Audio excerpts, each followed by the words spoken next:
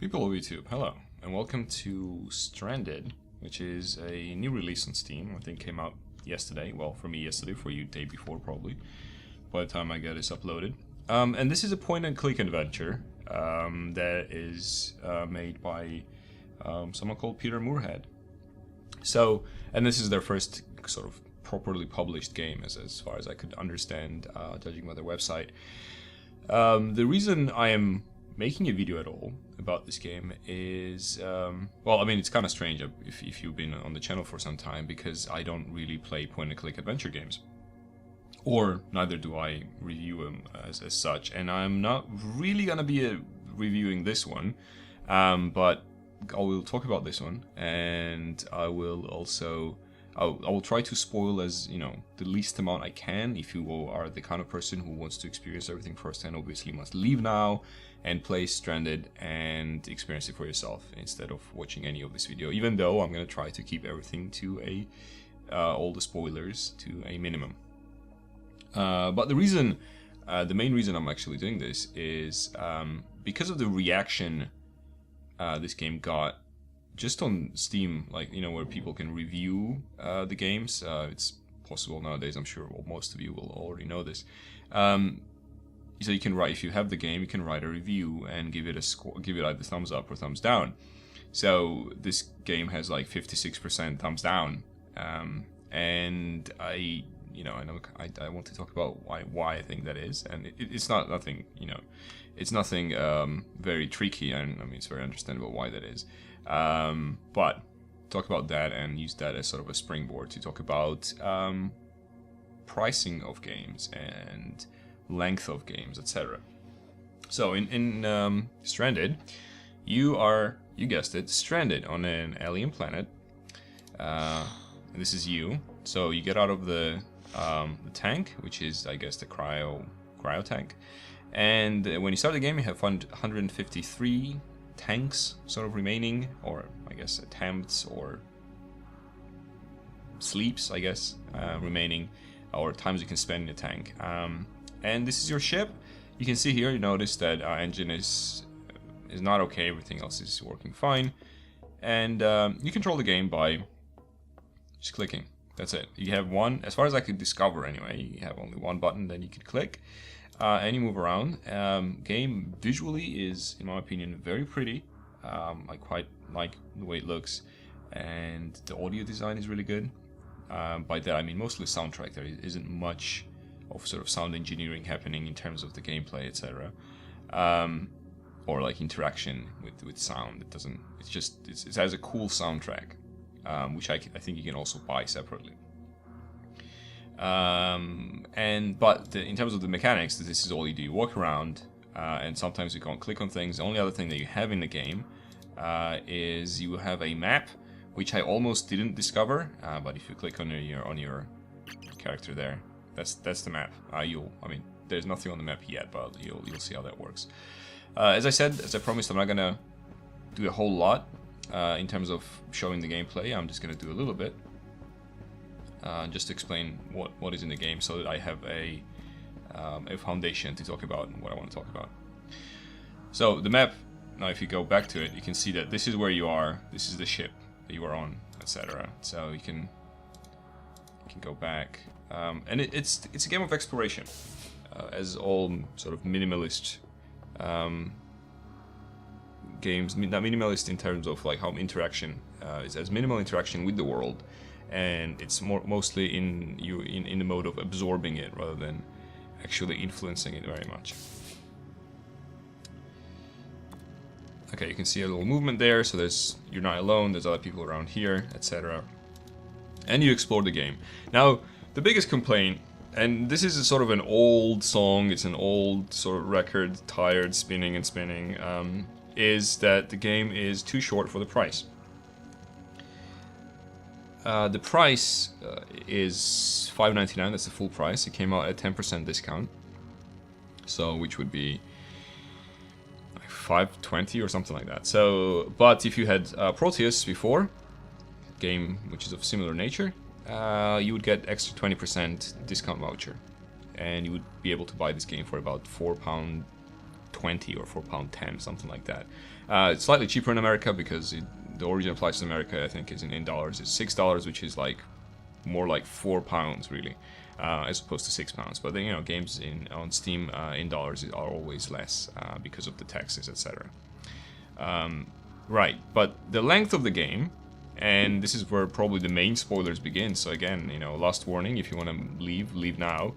The length of the game is, for me it was anyway. I've heard people say that they finished it in less time. It was about 56 to 58 minutes, and I took my time. I took the environment in. I was very leisurely about going through the game, and it was only 58 minutes. Now, the game itself, I'm very happy with. I think it's great that it exists. I enjoyed playing it, and I thought it was a great experience. It's not very, you know, this horrible term that exists. It's not very gamey game, but so there's not, again, interaction with the world is very minimal. You go to places. That's pretty much all you do.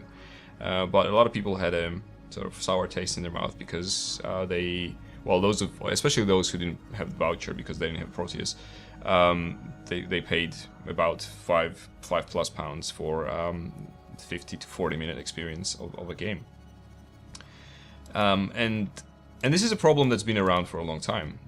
People often compare the game price to its length, and then often divide and see like how much hours per whatever cent, dollar, pound, penny I get out of this game.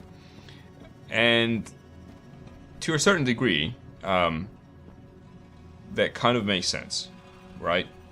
To a certain degree, it makes sense in the sense like if you compare things. I mean, when we buy things, we always compare them.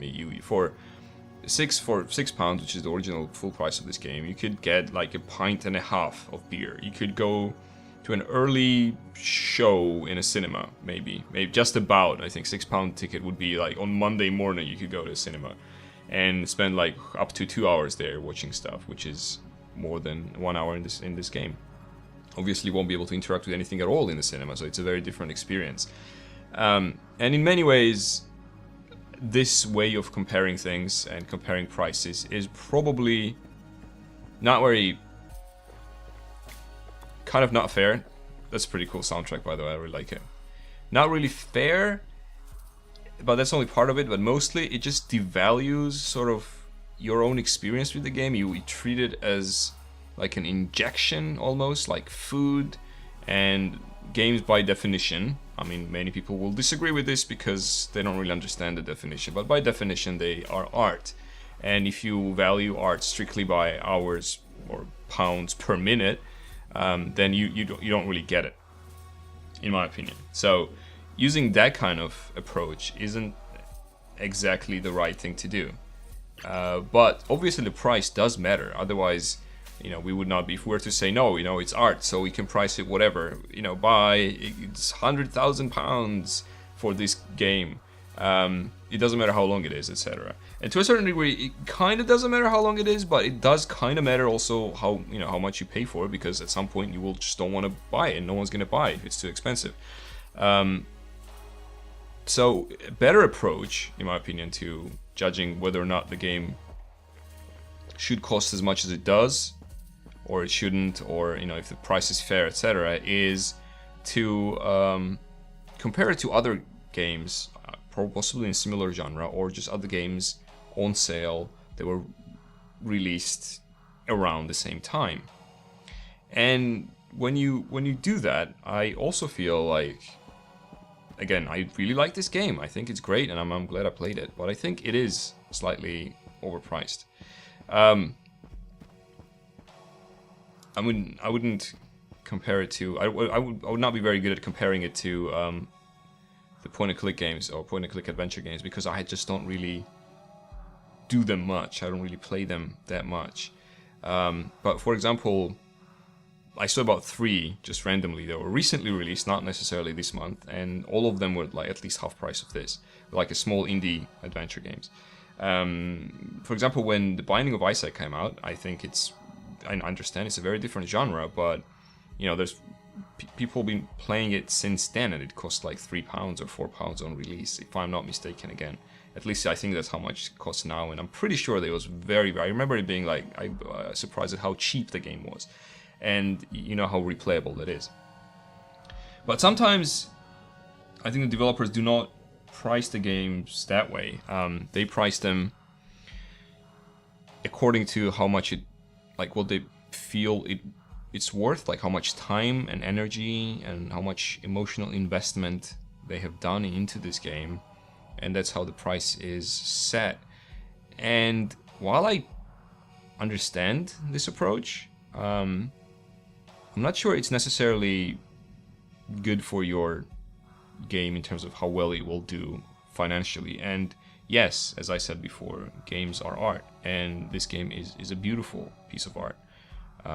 It's definitely not for everyone, because it is a walking simulator, quotation marks, but it's beautiful, and its visuals are beautiful, its music is beautiful, and sort of what happens in the game is also beautiful. But at the same time, it's also a commercial product, and as such, it has to be appropriately priced. Unless you're giving it out for free, then we can't really talk about this. But you're not giving it out for free. You're attaching a price tag to your game, and that price tag has to be right. And again, I am not a game developer, so maybe I don't fully understand. Even though I have created things, I'm making these videos, for example, not necessarily high art. I wrote a novel at one point in my life. I have never really sold it, but I have thought about pricing of that novel and the way of selling it. I'm not gonna do it anymore because I don't think it's very good, but it's a separate story. I'm saying I have little experience in trying to, in thinking about how much art should cost. And I think it's a pretty big mistake to think that you should take into consideration your investment in terms of like emotional investment or time investment and make your customers pay for it.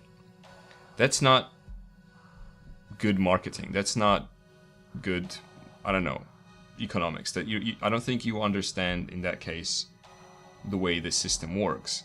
If this game was, say, half the price it is now, say it was $1.99, I think most people who are unhappy with it would be happy with it because they paid £2 and they played for an hour. Most of the people who said that they gave it negative reviews, they actually said the game was very beautiful and they're very nice and they kind of enjoyed playing it. But because they paid so much, again, it's not very much, but so much money and got only so much time out of it, then they're giving it a negative review. And if someone new comes to the store page of Stranded on Steam and sees that absolute majority of people did not like this game and would not recommend it, that severely diminishes the amount of people who will actually click, add to cart and then check out with this game. So by valuing itself higher than I guess it should, it also ruins its own sales, if you know what I mean. And again, I understand. I think the game is great. I think it's wonderful. It's beautiful. It's not worth $5.99. Maybe not. Maybe it's in a different world. It is, but not in this one. Not in a current sort of pricing of games. Not the way they are done. And once more, I want to just reiterate that I am kind of against just brutal comparison of hours per pound. For example, not Gravity Bone. What was the sequel was called 30 Flights of Loving. Was I think $3.99 again, if I'm not mistaken. That's how I remember the price. And the game is about an hour. It's about the length of this one, and there were much less complaints about the price of it and how or claims that it's a scam, etc., which people are doing in the comments for this one. So in many ways, I think that, I don't know if anyone ever watches this and then is somehow determining how to price their games, I think it would help to not overvalue them, even though they may be a really good creations, and really valuable creations in terms of like art history and game history, etc. That is pretty much, I think, what I wanted to say about this subject. But what I also want is to hear from you guys. What do you think? How do you think about the prices of games? How do you determine whether the price is fair? After what I said about this game, are you interested in it? Would you be willing to buy it? Would you be willing to spend? Right now it's about £5. I guess it would be £6 when this is not on discount. Or would you perhaps just add it to your wish list and wait for it to be on a discount, etc.? How do you go about this, and what are your opinions? I would be very interested to hear that. And if you do like this game and you want to buy it, there's a link to the Steam page, and it's there. Probably the games that it most reminded me of, I used to play point-and-click adventure games before, and it's probably Dig is the one that comes to mind first. And there was another game I was just thinking that this also reminds me of. Oh yes, of course. The one where you need to save your crew, and it's like Gods will be watching. It's kind of reminiscent of that as well a little bit. So again, maybe a little spoiler there. But if if you've been here up to this point, then I guess you don't really care about the spoilers. So anyway, Stranded, thoughts on pricing and marketing of games, done. Tell me what you think. Hope you enjoyed this. If you did so, please consider supporting this video in any way you can. And I'll see you next time. Bye.